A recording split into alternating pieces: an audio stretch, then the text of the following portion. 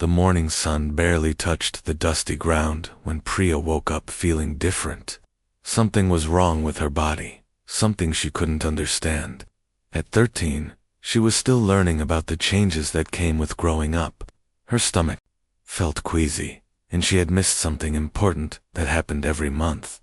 Fear crept into her young heart as she realized what this might mean. Their small house sat at the edge of the village, where the wealthy family's lands ended and poverty began. The walls were made of mud and straw, with gaps that let in cold air during winter nights. Priya shared this space with her mother, stepfather, and 2 younger brothers. Every morning brought the same struggle, finding enough food for everyone and earning enough money to survive another day. Her mother, Kamala, was washing clothes by the village well when Priya found the courage to speak. The words came out in whispers, shaky and scared. "Ma, I think something is happening to me." Kamala's hands stopped moving in the soapy water. She turned to look at her daughter, and in that moment, both of them knew their lives were about to change forever. "Are you sure?" Kamala asked, her voice barely above a whisper. Priya nodded, tears starting to fall. Her mother's face went pale as she counted the days in her mind. There was no doubt about it. Her 13-year-old daughter was going to have a baby. The news hit their home like a storm. Priya's stepfather Ravi had never been a kind man. He saw children as burdens and mouths to feed, rather than blessings to cherish. When Kamala told him about Priya's condition, his first reaction wasn't concern or protection. Instead, his eyes lit up with a cruel idea that made Priya's blood run cold. "This could solve our problems," he said, pacing around their small room. "There are people who pay good money for girls like her, especially ones in her condition." The words hung in the air like poison. Priya couldn't believe what she was hearing. This man who was supposed to be her father figure was talking about selling her like she was an animal at the market. Kamala tried to protest weakly, but years of living with Ravi had broken her spirit. She had learned that fighting back only made things worse. The bruises on her arms told stories of what happened when she disagreed with him. Now, faced with this impossible situation, she felt trapped between protecting her daughter and surviving Ravi's anger. That same evening, a stranger appeared at their door. He was tall and thin, wearing clothes that were too nice for their neighborhood. His name was Vikash, and he claimed to help families in difficult situations. The way he smiled made Priya's skin crawl. It wasn't the warm smile of someone who cared. It was the cold smile of someone who saw opportunity in other people's pain. Vikash sat in their small room, drinking tea while discussing Priya's future as if she wasn't even there. He spoke in low tones with Ravi, using words that Priya didn't fully understand but knew were about her. Money was mentioned, a place where she would be taken care of, work that would help support her baby. All of it sounded wrong to Priya, but the adults seemed to have already made their decision. "She's young and healthy," Vikash said, looking at Priya like she was something to be bought and sold. "There are people in the city who would appreciate someone like her. She won't have to worry about money or food anymore." But his eyes told a different story. They were cold and calculating, the eyes of someone who had done this many times before. Priya looked at her mother, hoping to see some sign that this wasn't really happening, but Kamala couldn't meet her daughter's eyes. Instead, she stared at the floor, her hands shaking as she served tea to the man who was planning to take her child away. The next few days passed like a terrible dream that Priya couldn't wake up from. Neighbors whispered when she walked by, their judgmental stares making her feel ashamed of something she barely understood. Some of the village women clicked their tongues and shook their heads, calling her family's situation a disgrace. Others looked at her with pity, but none offered to help. Her younger brothers, Arjun and Kiran, sensed that something was wrong, but couldn't understand why their sister was crying all the time. They brought her small flowers they picked from the roadside, trying to cheer her up in the innocent way children do. These small gestures of love broke Priya's heart even more. Knowing she might never see them again, Kamala moved through the house like a ghost, cooking meals and doing chores, without speaking. Sometimes Priya caught her mother staring at her with tears in her eyes, but whenever Priya tried to talk to her, Kamala would look away and busy herself with work. The guilt was eating her alive, but she felt powerless to change what was happening. Ravi, on the other hand, seemed happier than Priya had ever seen him. He had already spent some of the money Vikash had given him as a down payment. New clothes appeared in the house, and for the first time in months, there was enough food for everyone. But this abundance came at the cost of Priya's freedom, and everyone in the family knew it. On her last night in the village, Priya sat outside under the stars, trying to memorize everything about her home. The sound of crickets singing in the nearby fields, the way the moon looked through the branches of the old mango tree, the smell of her mother's cooking drifting from the kitchen window. She wanted to remember these things because she had a terrible feeling she would never experience them again. She thought about the baby growing inside her and wondered what kind of life they would have together. Would her child grow up in the same poverty she had known?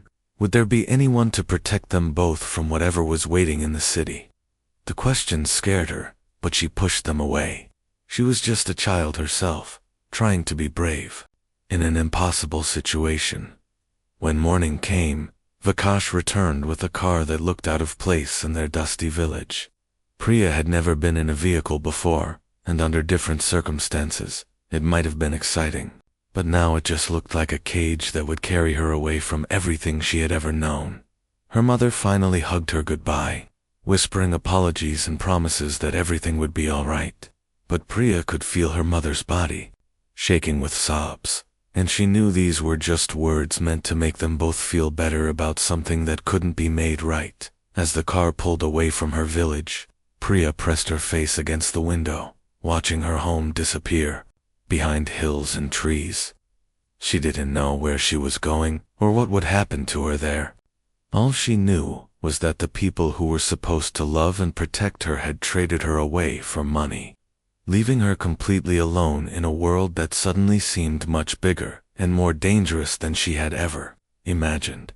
The girl who had woken up scared and confused just a few days ago was now something else entirely. She was no longer someone's daughter or sister. She had become a commodity, sold to strangers who saw her condition as an opportunity rather than a crisis that required care and protection. The car ride to the city felt like it lasted forever. Priya watched the familiar countryside disappear and tall buildings take its place.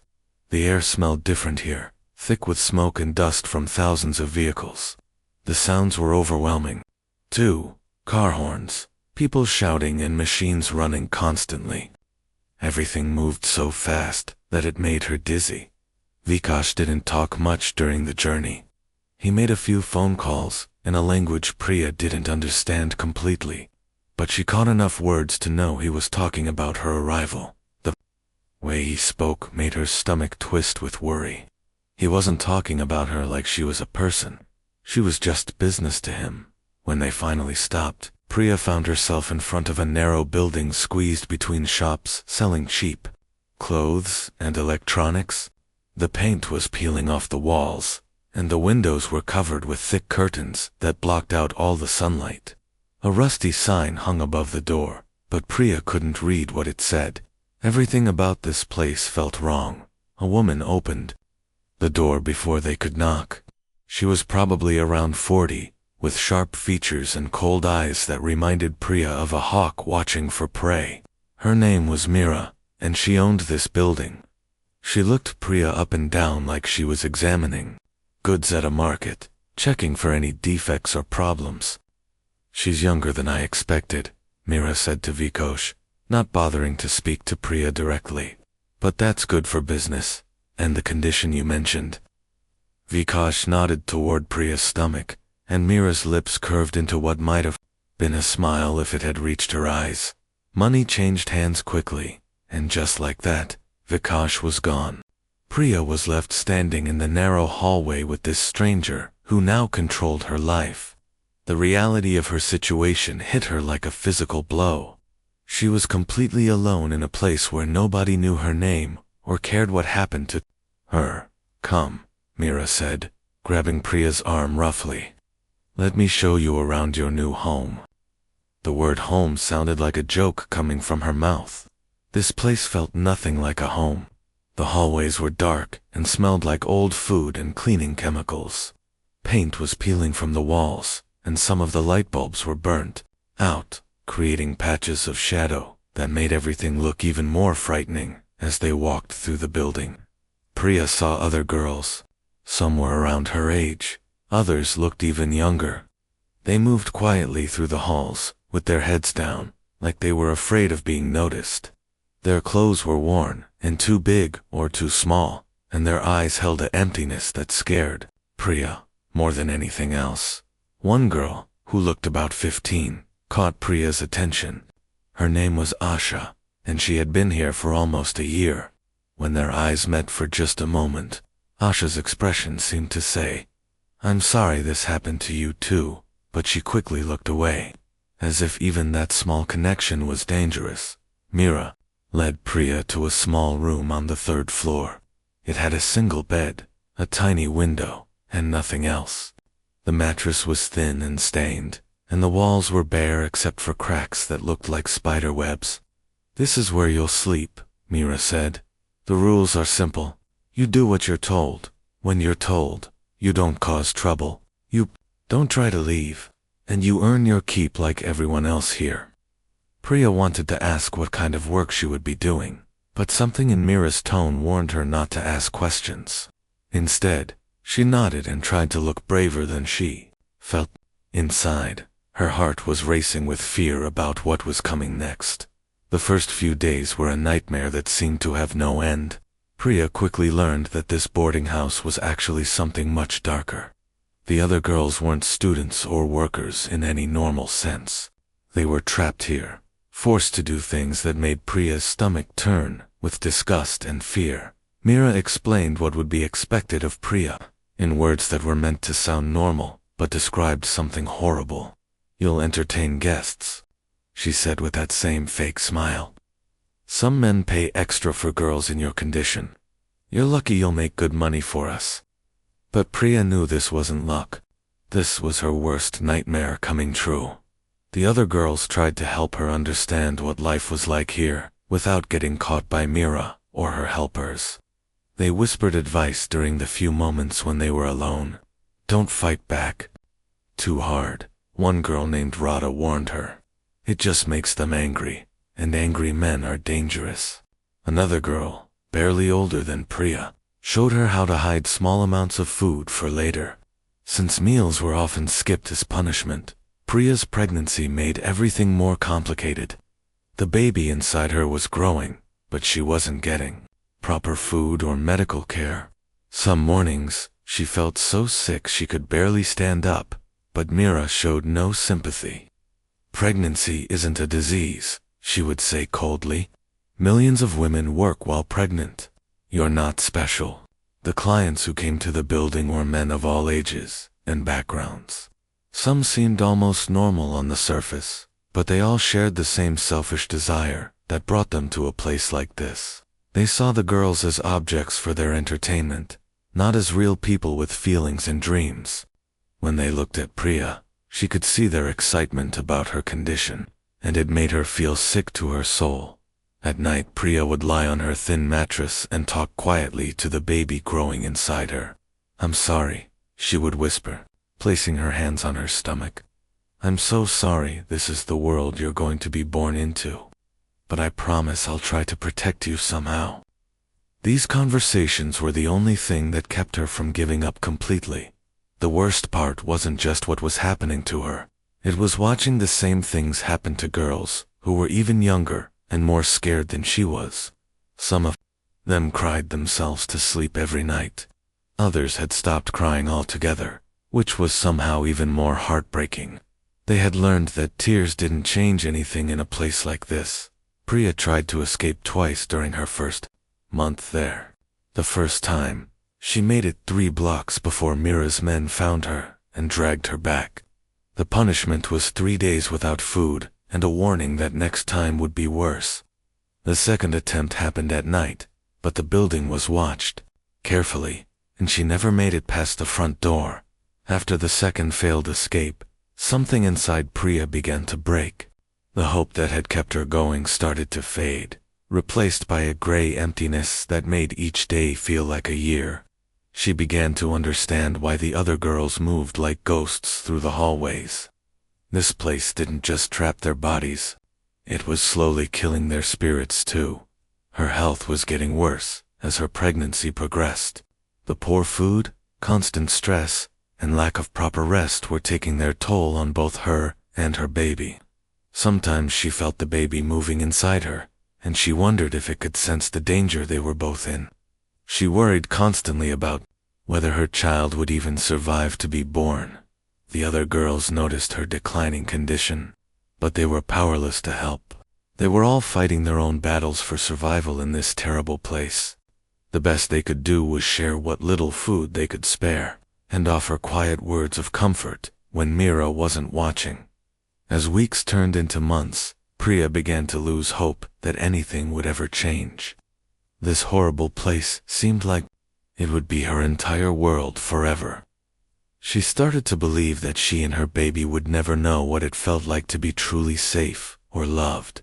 The scared 13-year-old girl who had left her village was disappearing, replaced by someone who was learning to survive in a world where kindness was a luxury nobody could afford. 3 months into Priya's nightmare, something unexpected was happening just a few blocks away. Rajesh Kumar sat in his small apartment, staring at an old photograph in his weathered hands. The picture showed a young girl with bright eyes and a wide smile, his daughter Kavya, who had died in a car accident 2 years ago. She would have been 15 now, just a little older than some of the girls he had been seeing around the neighborhood lately. Rajesh was 42 years old, but life had aged him far beyond his years. The construction accident that crushed his leg had ended his career and left him walking with a permanent limp. The pain medication doctors gave him had led to other problems, bottles of cheap alcohol that promised to numb not just his physical pain, but the emotional agony of losing his only child. His wife Sunita had left him 6 months after Kavya's funeral. "You're not the same person anymore," she had said through her tears. "I lost my daughter, but I lost my husband too." She was right. The man who had once been a loving father and devoted husband had disappeared, replaced by someone who could barely take care of himself. Now, Rajesh lived alone in a tiny apartment in one of the city's poorest neighborhoods. His disability payments barely covered rent and food, leaving nothing for luxuries. Most days, he sat by his window watching the street below, observing the life he was no longer part of. The neighborhood was rough, filled with people who had nowhere else to go and businesses that operated in the shadows. One building in particular had always bothered him. It was just across the narrow street from his apartment, and something about it felt wrong. Men of all ages came and went at all hours, but they always looked around nervously before entering, like they were ashamed of what they were doing there. The windows were covered with thick curtains, and the few times he had seen them open, he caught glimpses of young faces that looked scared and tired. The turning point came on a rainy Tuesday evening in October. Rajesh had been drinking more than usual, trying to forget that it was Kavya's birthday. She would have turned 15 that day, and the pain of her absence felt fresh all over again. He was standing at his window, lost in memories, when he saw something that sobered him up instantly. A young girl, probably around 13 or 14, was being dragged back toward the building by 2 men, even from his 3rd-floor window. Rajesh could see that she was pregnant. She was fighting them, trying to break free, but she was no match for their strength.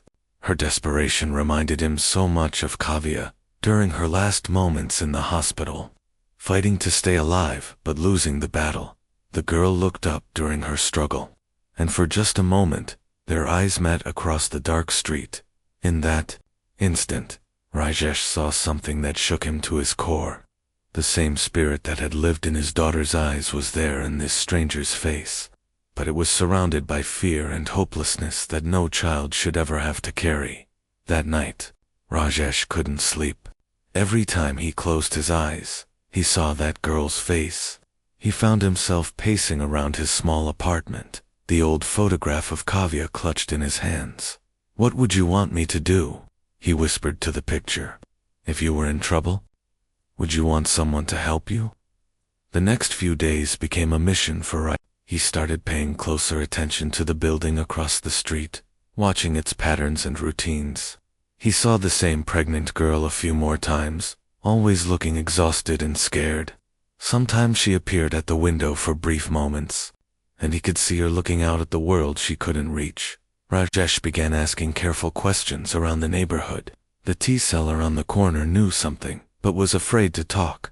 The newspaper vendor just shook his head sadly when asked about the building. Finally, an old woman who lived nearby whispered the truth. "It's not a place for good girls," she said, looking around to make sure nobody was listening. "The woman who runs it, Mira, she's dangerous. Police don't bother her because she pays them to look the other way." This information made Rajesh's blood boil. His own daughter had been an innocent child who died in an accident, but this girl was being destroyed by people who chose to hurt her. The injustice of it felt like a knife in his chest. Kavya had died despite everyone's efforts to save her. But this girl was dying slowly, while nobody seemed to care. For the first time in 2 years, Rajesh felt something stronger than his own pain.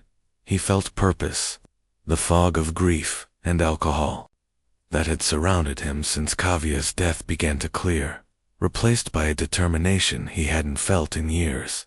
He stopped drinking, poured all his remaining bottles down the sink, and started thinking clearly for the first time in months.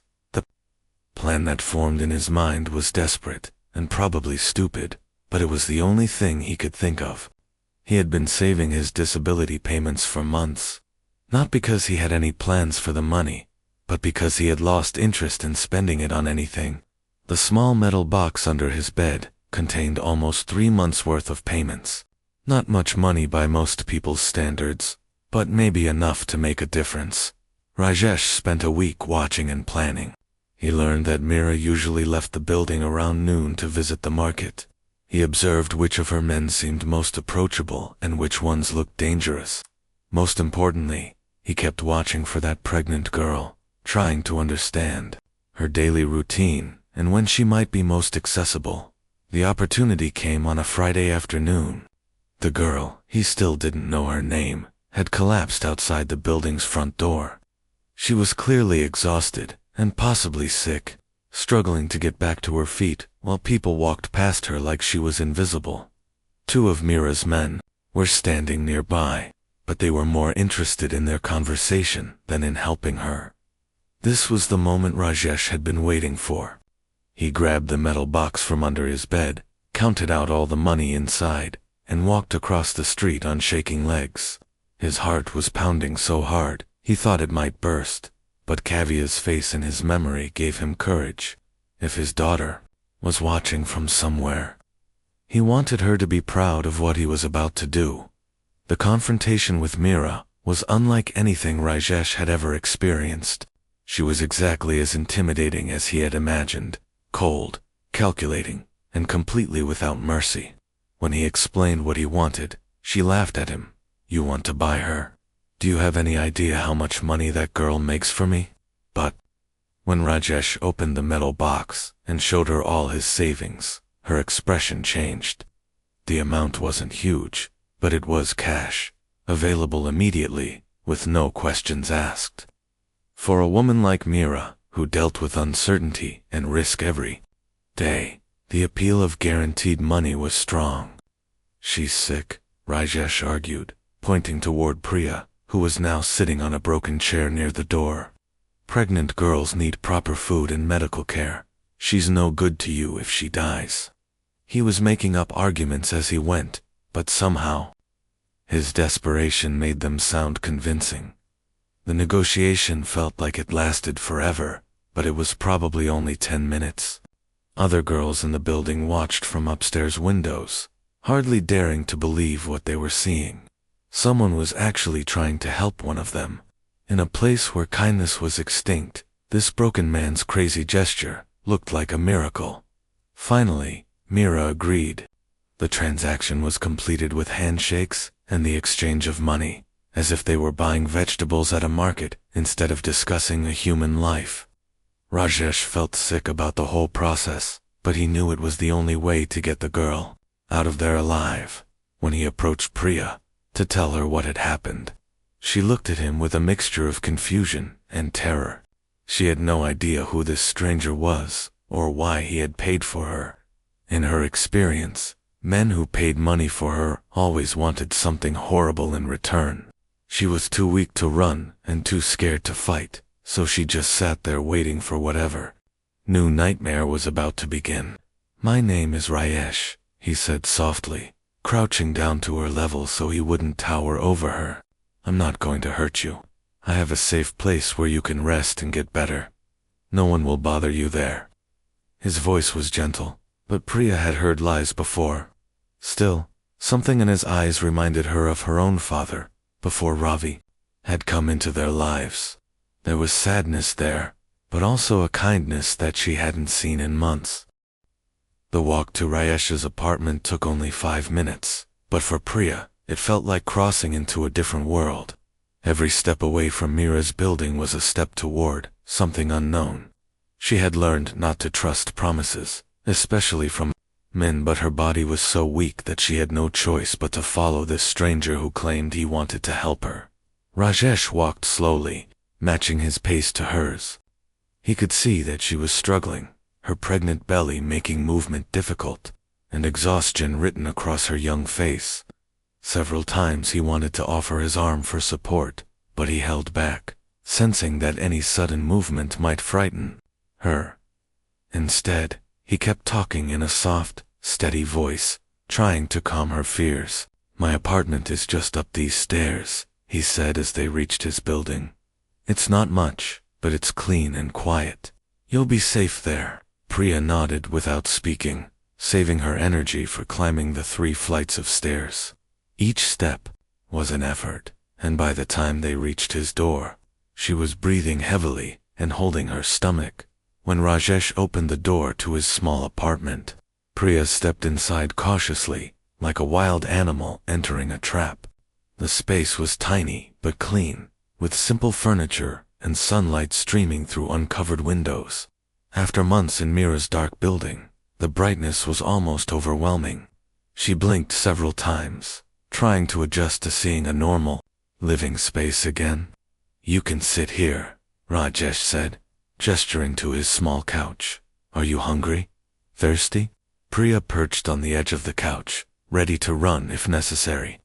She was hungry. She was always hungry, but accepting food felt like accepting debt, and she had learned that debt was dangerous. Rajesh seemed to understand her hesitation. He moved slowly around the apartment, making tea and preparing a simple meal of rice and lentils. He kept talking as he worked, his voice filling the silence that might otherwise feel threatening. "I lost my daughter 2 years ago," he said quietly, not looking directly at Priya. "Her name was Kavya. She was about your age when she died in an accident." This confession surprised Priya. In her experience, adults didn't share personal information with people like her. She was used to being treated like an object, not someone worthy of real conversation. She watched Rajesh carefully as he continued, talking about his daughter, noticing how his voice became softer when he mentioned her name. "Kavya loved to help people," Rajesh continued, placing a plate of food in front of Priya. "She was always bringing home stray cats, or trying to help younger children with their schoolwork. I think she would have wanted me to help you." He paused, then added, "I'm not expecting anything from you. This isn't a business arrangement. You can stay here as long as you need to get back on your feet." Priya stared at the food for a long moment before taking a small bite. It was simple fare, but it was warm and properly cooked, better than anything she had eaten in months. As she ate, she watched Rajesh move around the apartment, and slowly began to realize that he wasn't watching her the way other men did. There was no hunger in his eyes, no calculation about what he might get in return for his kindness. That first night was difficult for both of them.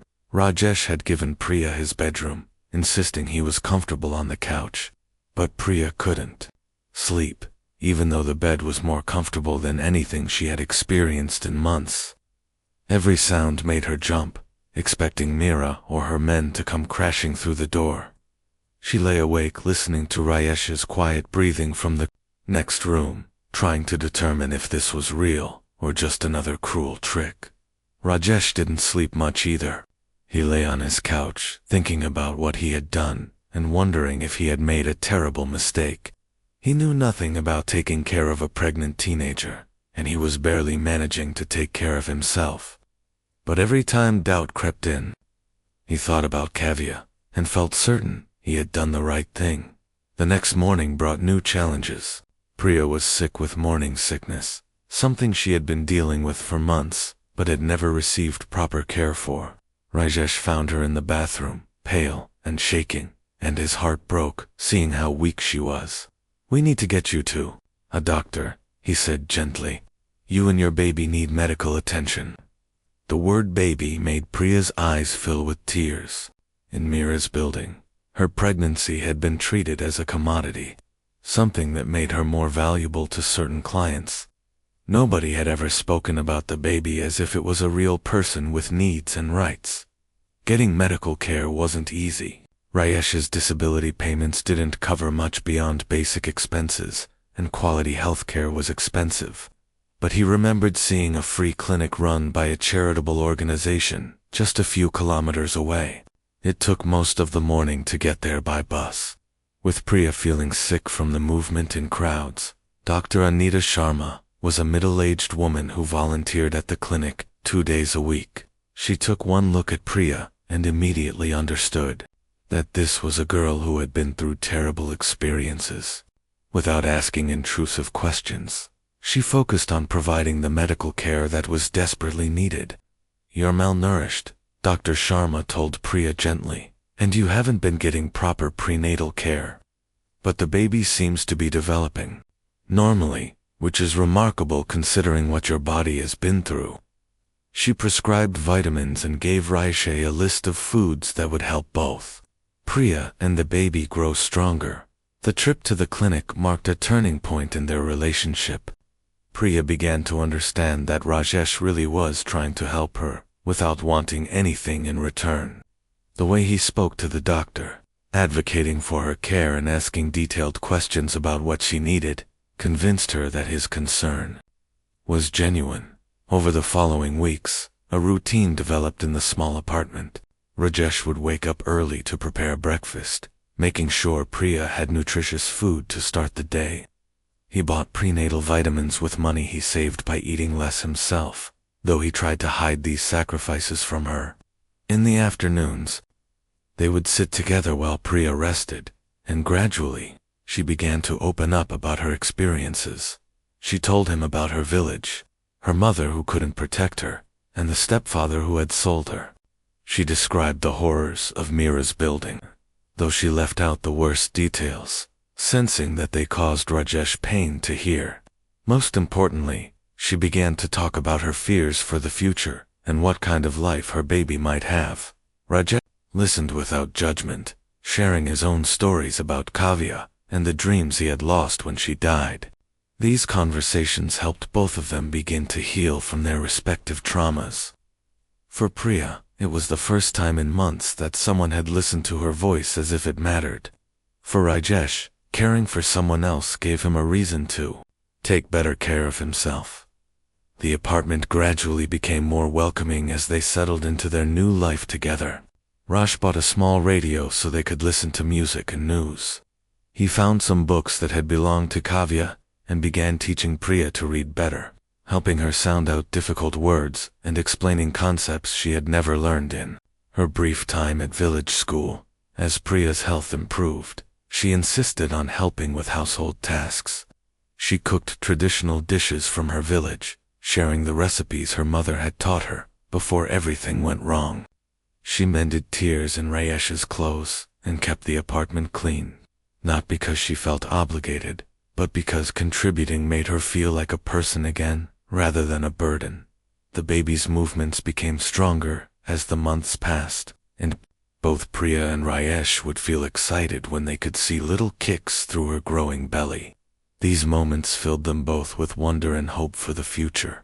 Rajesh would talk to the unborn baby, telling stories about its brave mother, and promising to be the best grandfather figure he could be.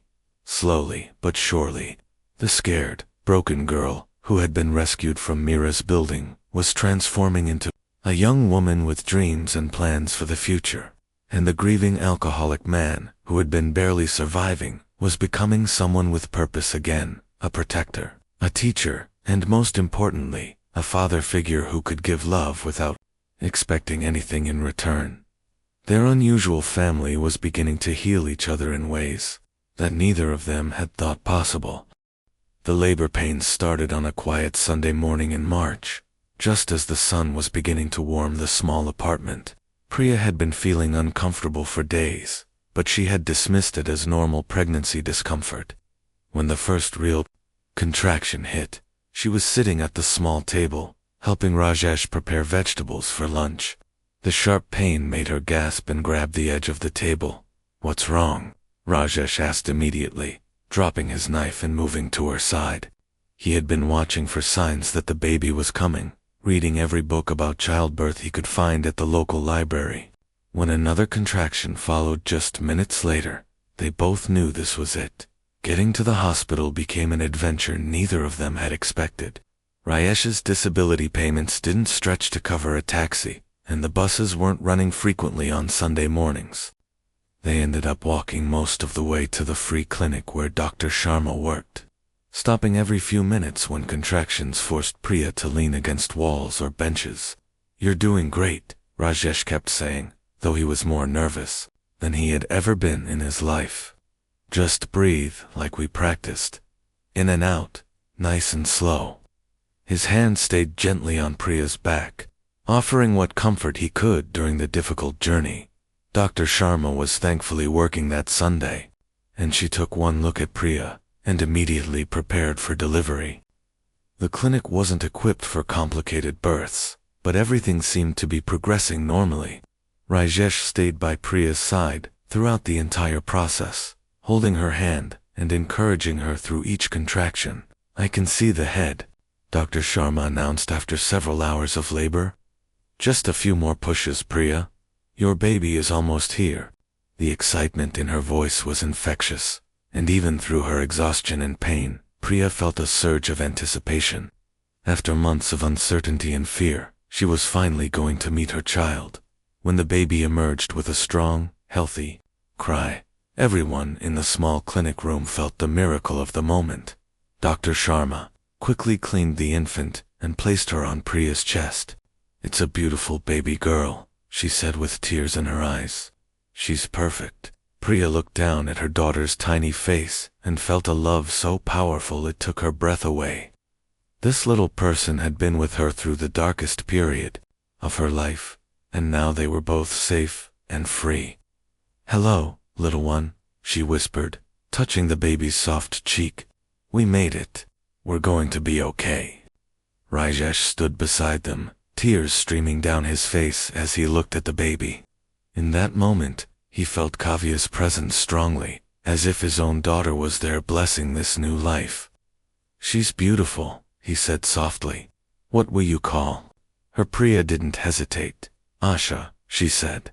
"It means hope, because she represents hope for both of us." The name felt perfect as soon as she said it.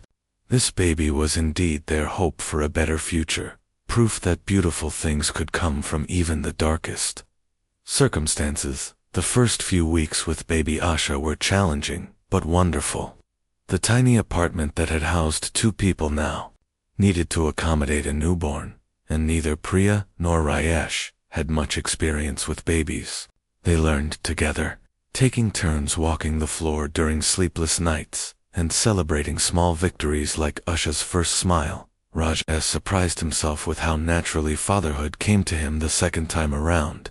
He had missed being needed, missed having someone to care for and protect, Watching Priya discover motherhood filled him with joy and reminded him of his wife during Kavya's early days. These memories no longer brought only pain. Now they brought wisdom and experience he could share. As Asha grew from a newborn into an active infant, their little family found its rhythm. Priya proved to be a devoted mother, patient and loving, even during the most difficult moments. She sang lullabies from her village, soft melodies that seemed to calm Asha instantly. Rajesh became the baby's devoted grandfather figure, making silly faces that sent Asha into fits of giggles and telling her stories about the world she would grow up to explore. When Asha was 6 months old, Priya made an important decision. She wanted to continue her education, not just for herself but to build a better future for her daughter. Rajesh had been teaching her to read and write, but she wanted formal schooling that would lead to real opportunities. "Are you sure?" Rajesh asked when she first brought up the idea. "Taking care of Asha and studying will be very demanding." But when he saw the determination in Priya's eyes, he knew she had already made up her mind. This was the same strength that had helped her survive Mira's building and adjust to freedom. The adult education center was across town, which meant long bus rides and careful scheduling. Rajesh took over more of Asha's care during the hours when Priya was in class, and their apartment became filled with textbooks and notebooks as she worked to catch up on years of missed schooling. Her teachers were impressed by her dedication and quick learning, never suspecting the difficult journey that had brought her to their classroom. Balancing motherhood and education wasn't easy, but Priya approached it with the same determination that had helped her survive her worst days. She studied while Asha napped, read textbooks while feeding her daughter, and practiced writing assignments during the quiet hours after bedtime. Rajesh helped by making sure she had proper lighting for studying and by taking on extra household tasks so she could focus on her books. The breakthrough came during Priya's second year of study, when one of her teachers told her about volunteer opportunities at a local women's shelter. The organization needed people who could relate to women who had experienced difficult situations, and Priya's combination of personal experience and growing education made her an ideal candidate. Her first day at the shelter was emotional and empowering at the same time. She met women whose stories echoed her own, some who had escaped dangerous situations, others who were still finding the courage to leave. When Priya shared her own experiences, speaking honestly about her journey, from victim to survivor, the other women listened with recognition and hope. "You really made it through all that?" asked one young woman who was barely older than Priya. "And now you have your own place, and you're going to school." When Priya nodded, the woman's eyes filled with tears. "Maybe I can do it too." These conversations became the foundation of Priya's new purpose. She discovered that helping other women gave her the same sense of meaning that caring for her had given Rajesh. Her own painful experiences, which had once felt like nothing but trauma, now became tools she could use to help others heal and find hope. Rajesh watched Priya's transformation with pride and amazement.